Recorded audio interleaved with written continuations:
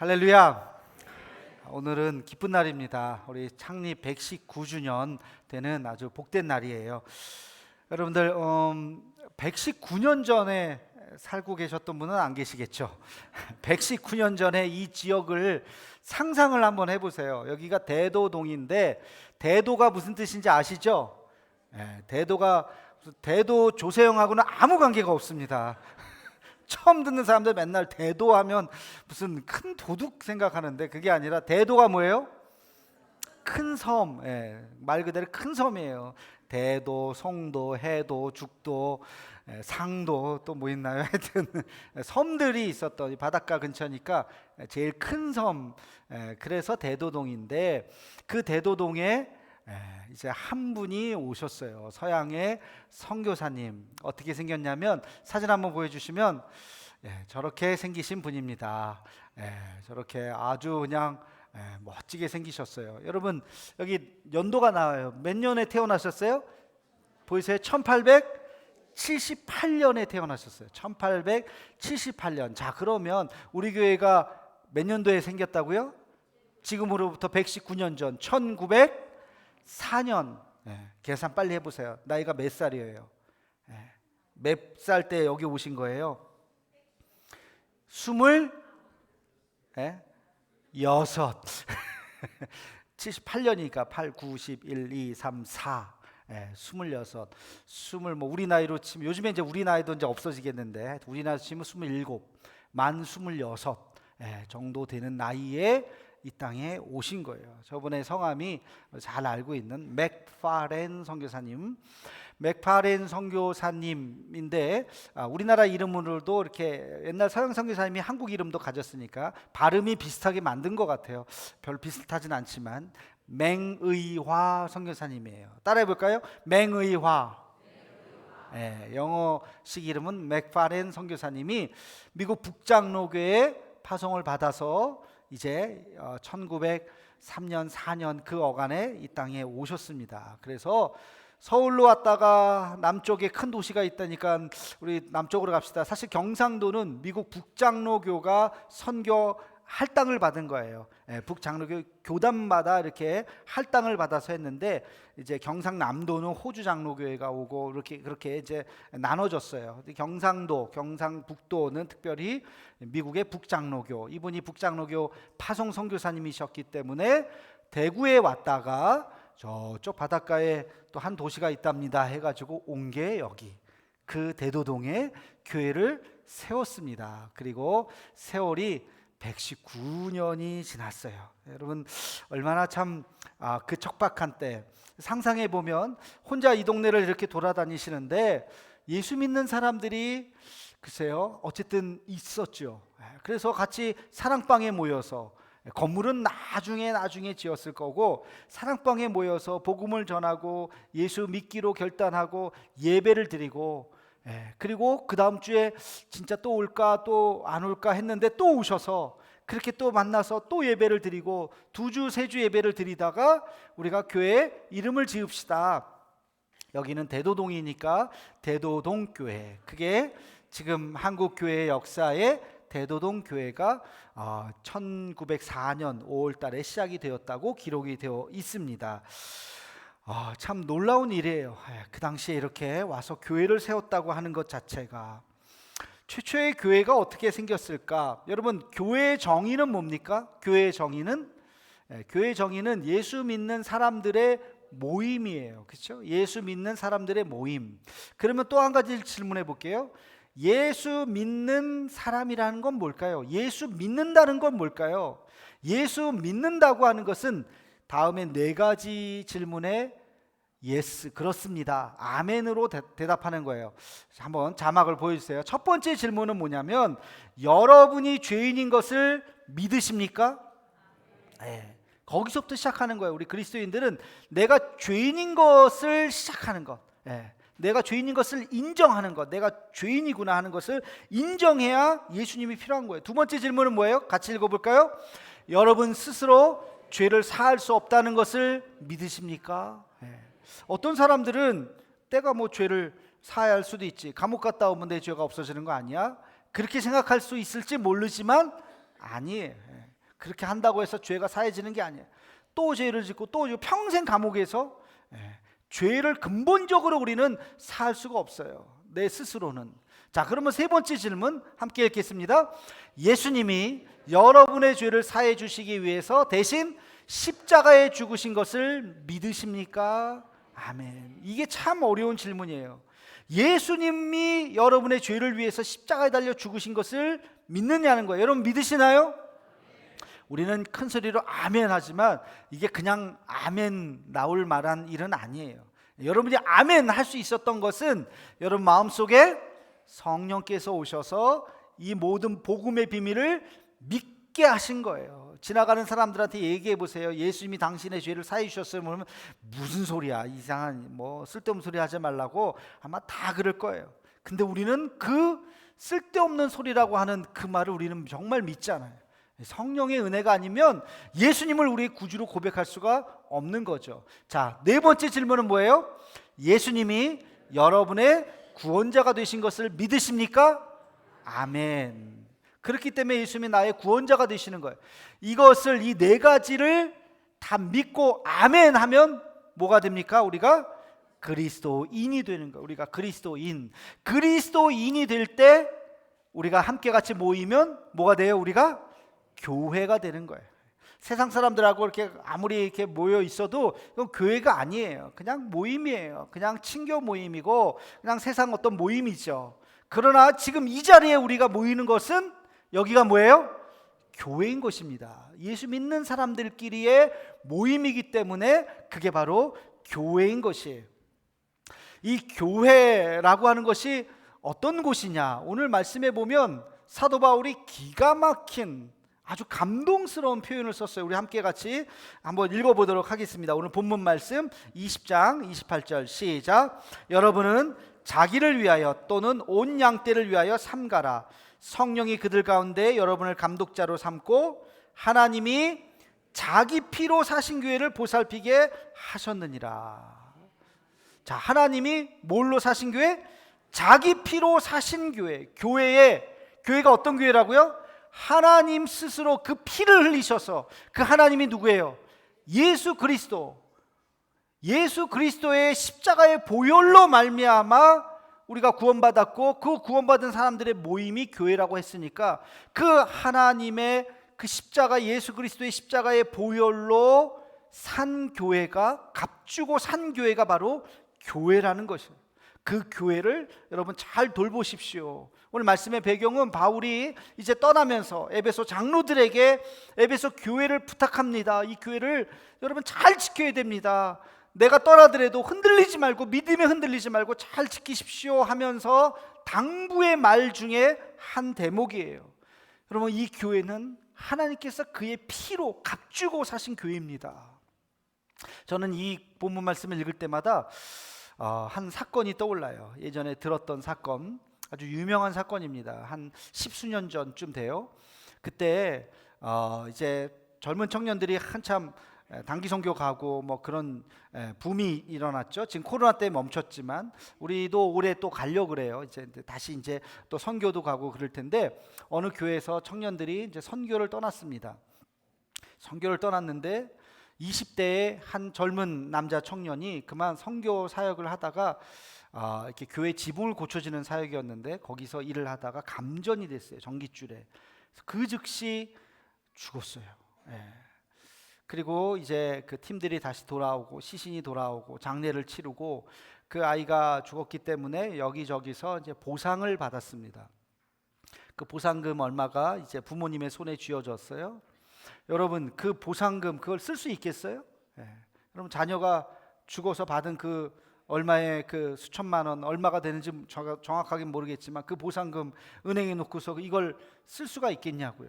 그 부모가 날마다 눈물로 지새면서 이거를 내가 개인적으로 쓸 수는 없고 의미 있는 곳에 써야 되겠다고 생각을 하고 그 선교지, 그 아이가 갔었던 그 선교지에 교회를 세우려고 이야기를 했습니다. 그래서 거기에 또 돈을 더 모아서 멋진 교회를 세웠어요. 드디어 교회가 헌당하는 날 그 부모님이 그곳에 갔습니다. 그 아들의 이름을 따서 아무개 기념교회를 짓고 그 예배를 드리고, 그 교회에서 저렇게 꼬마 아이들이 막 와서 예배도 같이 드리고, 어린아이들이 그 모습을 보면서 이 두 부부가 감동을 받았어요. 그리고 모든 자기의 한국에서의 삶을 정리하고 남은 인생은 거기 가서 그 아이들을 보살피면서 살겠다고 결심을 하고 가셨습니다. 실화예요, 실화. 제가 그 이야기를 듣고 이 본문을 읽을 때마다 그 생각이 나요. 그 부모에게 있어서 그 선교지의 그 교회는 그게 글쎄요 뭐 몇천만 원일지는 모르겠지만 그 돈하고 바꿀 수가 있을까요? 돈하고 바꿀 수가 없는 거예요. 그게 몇천만 원짜리 교회가 아니에요. 내 자식의 핏값으로 세워진 교회예요. 그 교회의 소중함이라고 하는 것은 이로 말할 수가 없는 거죠. 하나님이 보실 때 전 세계 교회는 바로 그런 거예요. 이 교회도 마찬가지. 예수님의 십자가의 보혈, 예수님의 그 십자가의 은혜의 보혈이 뿌려진 교회라는 것입니다. 여러분, 그래서 이 교회를 우리는 소중히 여겨야 되는 거예요. 교회의 첫 시작이 어디서부터 일어났을까? 사도행전을 읽어보면 놀라운 사건을 한 가지 이야기하고 있습니다. 우리 함께 사도행전 2장 37절에서 38절 말씀을 함께 읽겠습니다. 시작. 그들이 이 말을 듣고 마음에 찔려 베드로와 다른 사도들에게 물어 이르되, 형제들아, 우리가 어찌할꼬 하거늘. 베드로가 이르되, 너희가 회개하여 각각 예수 그리스도의 이름으로 세례를 받고 죄 사함을 받으라. 그리하면 성령의 선물을 받으리니. 아멘. 말씀의 배경은 이제 예수님께서 승천하신 다음에 예수님의 그 부활하심을 막 전했어요. 그러자 사람들이 그 누가 부활했다고? 누가 승천했다고? 그 사람 바로 40일 전에 자기들이 십자가에 못 박아라 못 박아라 해서 죽인 그 예수 아닙니까? 맞습니다. 당신들이 죽인 바로 그 예수님이 부활하셨고 우리 함께 살아 계시다가 하늘로 올라가셨어요 하면서 그 이야기를, 복음을 증거했어요. 근데 옛날 같았으면 이상한 소리 하지 말라고 그랬을 텐데, 그 베드로의 이야기를 쫑긋 들으면서 사람들의 마음속에 찔림이 온 거예요. 그분이 메시아였다고? 우리가 믿었던, 우리가 그토록 갈망했었던 그 하나님의 아들 메시아였다고 하고 그들의 마음속에 성령이 역사하셨겠죠. 그 마음속에 그들이 믿음이 생기기 시작한 거예요. 그래서 37절에 보면 마음에 찔려 베드로에게 물었다 그랬어요. 이제 우리 어떻게 해야 됩니까? 그러자 베드로가 세 가지를 말씀하십니다. 첫째는 너희가 회개하라. 너희의 죄를 회개하라. 두 번째는 세례를 받아라. 예수 그리스도의 이름으로 세례를 받아라. 그리하면 세 번째는 성령이 임하실 것이다. 그러자 사람들이 막 몰려와서 세례를 받겠다고 눈물로 회개하는 역사가 일어났어요. 우리 함께 41절 말씀을 읽겠습니다. 시작. 그 말을 받은 사람들은 세례를 받음에 그날의 신도의 수가 3,000이나 더하더라. 몇 명이었다고요? 3,000명. 3,000명이 와가지고 막 눈물로 회개하면서 세례받는 역사가 일어나게 된 거예요. 그래서 거기에 뭐가 생겼어요? 예루살렘 교회가 처음에 탄생하게 된 거예요. 예루살렘 교회, 성도가 3,000, 엄청나게 큰 교회가 탄생을 하게 된 거죠. 그런데 하나님께서는 그 예루살렘 교회 3,000명의 그 교회에 만족하지 않으시고 그 교회를 흩으셨어요. 어떻게? 핍박을 통해서 엄청난 핍박을 가했어요. 모일 수가 없었어요. 여러분, 교회 모이면 벌금 100만 원, 500만 원, 1,000만 원 벌금 준다. 그리고 감옥에 일주일 동안 갇혀야 된다. 그러면 그래도 나오실 분 없잖아. 이럴 때 한번 손 한번 들어주죠. 정말 그 정도가 아니에요. 그 당시는 감옥에 가서 정말 고문당하고 죽을지도 모르는, 그러니까 예루살렘 교회도 사람들이 더 이상 예루살렘에 살 수가 없었던 거예요. 유대인들의 엄청난 핍박이 있었기 때문에 예루살렘을 떠났습니다. 이 도시 저 도시로 떠났는데 그 중에 많은 도시에 모여 있었던 도시가 바로 예루살렘에서 북쪽으로 480km, 여기서 포항을 기준으로 480km 위쪽이면 어딘가요? 서울 정도 되겠어요. 그 경기도 서울 정도, 그 정도 거리에 사람들이 더 많이, 여기는 이제 유대인들의 손이 닿지 않는 곳이에요. 모이기 시작했어요. 그 도시 이름이 바로 안디옥이었습니다. 그 안디옥 교회의 사람들이 이제 제2의 예루살렘과 같이 사람들이 막 모이기 시작했는데, 거기에 특별한 한 사람이 회심이 돼서 나타났어요. 그의 이름이 바로 바울이에요. 바울. 그 예수 믿는 사람을 잡아 죽였던 그 바울이 회심해서 바나바라고 하는 유명한 사람의 손을 붙잡고, 이 사람이 회심했습니다 하면서 이제 우리 형제라고 불러주세요 해갖고 이제 바울을 이제 끌어안게 된 거예요. 이 바울이 자기의 과거의 죄도 그렇고 또 열심도 그렇고, 나는 이방 땅에 가서 사람들에게 복음을 전하겠습니다. 유대인들뿐만 아니라 헬라인들에게도, 나는 헬라 말도 잘하고 헬라 철학에도 능통하고, 예수 그리스도의 복음이 유대교 안에만 머물러서는 안 됩니다. 내가 그들에게도 복음을 전하겠습니다 하고 이제 후원을 받아서 안디옥 교회가 기도해주고 후원해주고, 그래서 여러분 아시다시피 1차, 2차, 3차 선교 여행을 떠나게 된 거예요. 거기서 많은 교회들을, 고린도 교회도 그렇고 빌립보 교회도 그렇고 많은 교회들을 사도 바울이 세우게 된 것입니다. 근데 가는 데마다 환영받고 어서 오세요 하면서 뭐 음식도 잘 주고 뭐 그랬나? 아니에요. 절대 그렇지 않았어요.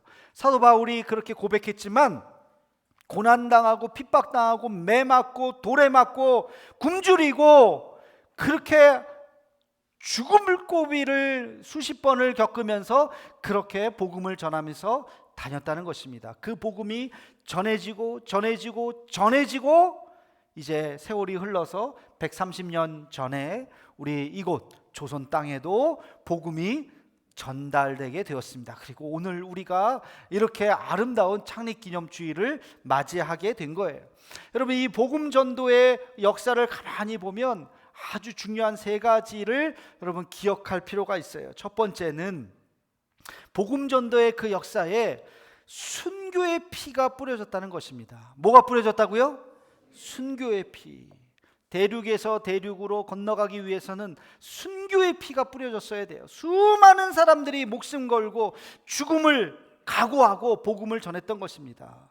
예수님의 12제자들, 그들이 부귀영화를 누렸던 자들이 아니에요. 다 죽임을 당했어요. 사도 바울 역시 목이 잘려서 죽는 그런 고통스러운 죽음을 맞이했던 사람입니다. 최초의 그 200년 동안에 어마어마한 박해가 일어났던 거예요. 그 순교의 피 위에 교회 복음이 그러나 멈추지 않고 전해졌다는 사실을 우리는 기억해야 됩니다. 두 번째, 성도들이 목숨 걸고 교회를 지켰다는 거예요.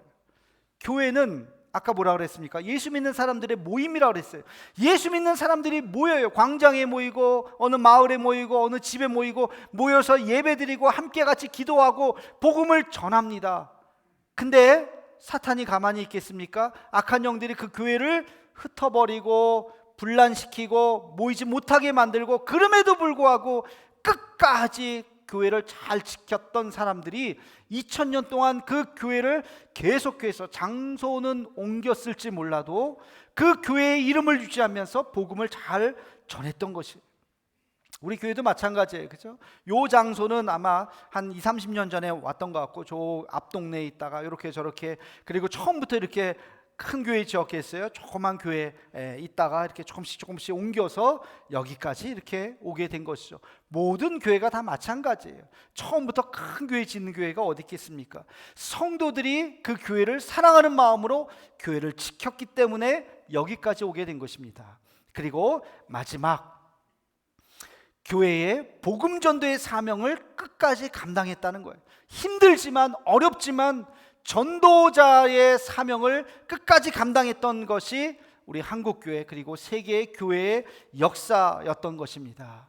제가 월삭 때도 말씀드렸지만 뿌리는 세대가 있고 거두는 세대가 있었어요. 그 윗세대는 열심히 뿌렸어요. 그리고 그 다음 세대가 거두기만 한 것이 아니라 또 뿌렸습니다. 그리고 그 다음 세대가 또 거두고 그 세대도 또 뿌렸어요. 그렇게 한 세월, 두 세월을 지나고 한 세대에서 두 세대가 계속해서 이어지면서 복음은 아름답게 온 세계로 전파되었던 것입니다. 오늘 우리에게도 그런 과제가 있어요. 여러분, 이렇게 아름다운 교회에서 예배드리는 거, 우리의 전 세대들이 그렇죠? 우리 30년 전, 50년 전 우리의 전 세대들이 기도하면서 지은 교회예요. 이 교회를 짓기 위해서 얼마나 많은 분들이 헌신하고 헌금하고 수고하고 땀 흘렸겠습니까? 이 땅의 부지 교육관도 짓고 그랬잖아요. 야, 좋다. 야, 우리 교회 참 아름답다. 이 열매만 따서는 안 되죠. 우리도 또 다음 세대를 위해서 우리도 뿌려야 돼요. 무엇인가를 우리가 헌신해야 되는 것입니다. 그래야 30년 후에 우리 다음 세대들, 저쪽에 있는 우리 꼬마 아이들이 커서 어른이 되어서 정말 그 열매를 또 딸 수가 있는 거예요. 하나님께서 우리에게 주신 사명은 이 시대적인 우리의 사명을 잘 감당하는 것입니다. 여러분, 복음은요, 땅에서 땅으로 전달되는 거지만 이제는 세대에서 세대로 전달되어야 합니다. 제가 예전에 러시아 선교를 간 적이 있었는데요, 러시아는 공식적으로 러시아 정교회가 국교회예요. 가는 데마다 교회가 없는 데가 없어요. 멋있는 어마어마하게 거대한 성당들이 쫙 있어요. 제가 선교사님한테 물어봤어요. 선교사, 여기 이렇게 교회가 많은데 굳이 선교하러 여기까지 선교사님 왜 오셨어요? 농담 반 진담 반 물었더니 하시는 말씀, 목사님 모르는 말씀 하지 마세요. 여기에 겉으로 볼 때는 교회가 많은 것 같지만 이 지금 젊은이들 30대 이하 20대 10대 아이들 중에 90% 이상이 하나님을 안 믿습니다. 그렇게 말씀하시더라고요. 거기에 젊은이들은 전혀 하나님을 믿지 않는, 그냥 그 나라가 예전에 그냥 정교회를 받아들였던 나라지 자기들하고는 아무 관계가 없는 거예요. 그래서 그 20대 아이들을 불러다가 성경 공부하고 하나님 믿게 하고 예수님 믿게 하는 이 사역이 얼마나 귀한지 몰라요. 그 말씀을 하시더라고요. 제가 그때 한 가지 깨달았어요. 선교는 땅을 정복하는 게 아니에요. 안 믿는 땅, 거기에 십자가를 꽂아서 그 땅은 이제 예수 믿는 땅, 그 다음에 또 가서 그 땅은 예수 믿는 땅, 땅을 넓혀 나가는 것이 선교가 아니라 이제는 진정한 선교는 세대를 선교하는 것, 다음 세대. 제가 그 이야기를 벌써 10수년 전에 이야기를 들었거든요. 아, 그렇구나. 근데 지금 그 얘기가 오늘 우리의 이야기입니다. 여러분, 우리의 다음 세대 자녀들, 우리의 10대, 10살, 5살 그 어린아이들이 몇 퍼센트 믿나요? 굉장히 적은 수가 믿고 있어요. 이제는 복음이 땅을 넓히는 것도 물론 의미가 있겠지만, 아프리카나 북한이나 이런 데 우리가 예수 믿게 해야 되겠지만, 그러나 우리 다음 세대 아이들, 이제 5%라고 이야기하는 다음 세대 아이들에게 복음을 증거해야 되는 거예요. 이 사명이 오늘 우리에게 있는 것입니다. 여러분, 우리가 이제 119주년을 우리가 맞이하고 이제 내년도 120주년입니다. 이따가 말씀드리겠지만 우리 120주년 때 정말 우리가 더 아름다운 뭔가 이정표를 하나 세우고 그리고 더 미래로 나아가기를 간절히 소망합니다. 그러한 사명이 있다고 하는 사실을 우리가 깨닫고 여기에서 멈추지 말고 여기가 좋사오니 이만하면 됐지가 아니라 아직까지 우리가 부족하다, 하나님이 기뻐하시는 교회를 위해서 더 나가야 된다 하는 마음을 가지고 우리가 지금 해야 할 일이 무엇인가를 함께 찾아갈 수 있는 저와 여러분의 삶이 되기를 주님의 이름으로 축원합니다. 자, 우리 120주년 제가 선포식을 한다고 했는데요, 한번 이 간질을 한번 보시기 바랍니다. 지금 이제 딱 1년 남았어요. 그죠? 딱 1년 남았는데요, 1년 후에 120주년, 우리 사람도 그 환갑잔치 이런 거 있잖아요. 칠순잔치, 팔순잔치 뭐 이런 거 있잖아요. 그런 것처럼 올해도 물론 뜻깊지만 특별히 120주년은 아주 뜻깊은 것 같아요. 120주년을 맞이하는 교회도 거의 없거니와 우리가 또 그렇게 뜻깊은 때에 그냥 넘어갈 수는 없다. 뭔가 의미 있는 일들을 해야 되겠다. 그래서 120주년 준비위원회들이 몇 번 모여서 함께 같이 이야기를 나눴습니다. 거기 보시면 크게 12가지를 생각을 했어요. 예배 및 기념식, 선교 및 지역교회 섬김, 그리고 공동체, 그리고 시설 보강 해가지고 12개가 있습니다. 이 중에서 12개를 다 하면 제일 좋고, 이 중에서 그래도 요 8가지는 꼭 해야 된다. 120주년 기념 감사 예배, 해외 선교지에 우리가 교회 짓기. 우리 100주년 때 1억 들여서 지었다 그랬잖아요. 그래서 뭐 그렇게 크게 우리가 짓지는 못한다 할지라도 우리가 아담하게라도 우리 120주년 기념교회라도 하나 지어야 된다. 그리고 제가 예전부터 생각했는데 실천을 못한 게 있어요. 이게 뭐냐면 전교인 수련회예요. 전교인 수련회 어디 가서 한 1박 2일 정말 하룻밤 자면서 좋은 수련회를 이번에는 좀 하자, 그런 생각이고요. 아동부실도 우리 지하에 있지 말고 우리 3층으로 드림홀로 옮기는데, 지금은 장소가 조금 좁기도 하고 그래서 거기를 조금 리모델링을 했으면 좋겠다. 지역사회 나눔도 하고 120주년 기념 돌은 아니더라도 조형물이라도 하나 이렇게 세우고, 지나가는 사람들이 이 교회가 120년 된 교회구나 하는 것을 좀 볼 수 있도록 그런 것들도 만들고, 본당의 음향시설도 보강하고 120주년 기념책도 발간하고 이런저런 일들을 좀 했으면 좋겠다. 근데 우리 경상비 예산으로는 이게 불가능하기 때문에 여러분들 좀 마음을 같이 좀 모았으면 좋겠다. 그래서 1년 동안 한 구자가 50만 원입니다. 그래서 5만 원씩 10달 동안 낸다고 생각하면 될 것 같아요. 그렇게 해서 한 400구자 정도 하면 2억 정도가 모아지면 우리가 이 행사들을 내년에 맞춰서 잘 할 수 있을 것 같습니다. 부담은 갖지 마시고 이 2억이 안 모아지면 어떡하냐? 절반만 모았다 그러면 위원들 모여갖고 절반만 하면 돼요. 저도 부담 없어요. 그러니까 다 잘 모아지면 이 행사를 멋있게 잘 할 수 있겠고, 그렇지 않으면 한 몇 가지만, 4-5가지만 합시다 하면 이 중에서 또 몇 가지만 추려서 정말로 꼭 해야 될 것들만 또 추려서 해도 됩니다. 그래서 여러분 기도하는 마음으로 내년 이 시간까지 1년 동안 우리가 함께 같이 마음을 모아주면 좋겠다 하는 생각을 함께 같이 나눕니다. 우리 누구 친한 사람 생일 때 여러분께 생일 선물 하잖아요, 그렇죠? 생일 선물 하듯이 우리 교회가 내년도에 120면 이 중에서 또 몇 가지만 추려서 정말로 꼭 해야 될 것들만 또 추려서 해도 됩니다. 그래서 여러분 기도하는 마음으로 내년 이 시간까지 1년 동안 우리가 함께 같이 마음을 모아주면 좋겠다 하는 생각을 함께 같이 나눕니다. 우리 누구 친한 사람 생일 때 여러분께 생일 선물 하잖아요, 그렇죠? 생일 선물 하듯이 우리 교회가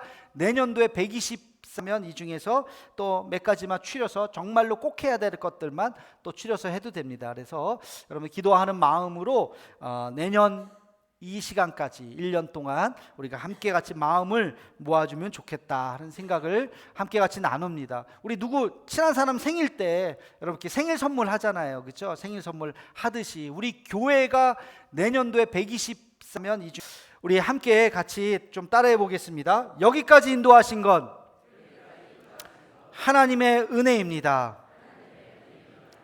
여기서 멈추지 말고 사명을 감당합시다. 120주년의 영광을 주께 돌립시다. 자, 옆 사람하고 인사하겠습니다. 주님, 제가 섬기겠습니다. 인사 한번 하겠습니다. 주님, 제가 앞장서겠습니다. 앞장선다니까 되게 부담 느끼시는 것 같은데 한 번만 더 할까요? 주님, 제가 본이 되겠습니다. 우리 함께 같이 마음을 모아서 내년도에 정말 이 지역에도 대도교회가 120주년 멋있게 정말 보냈구나, 우리도 뿌듯하고, 나중에 이 날을 기억할 때 100주년 때 탁 떠오르는 거, 그래도 부룬디에 우리가 큰 교회 하나 세웠잖아요, 그죠? 그런 것처럼 120주년에 우리가 뭘 했지 할 때 이러이러한 일들을 했지 하고 기억 남을 수 있는 시간이 되었으면 좋겠습니다. 기도하겠습니다.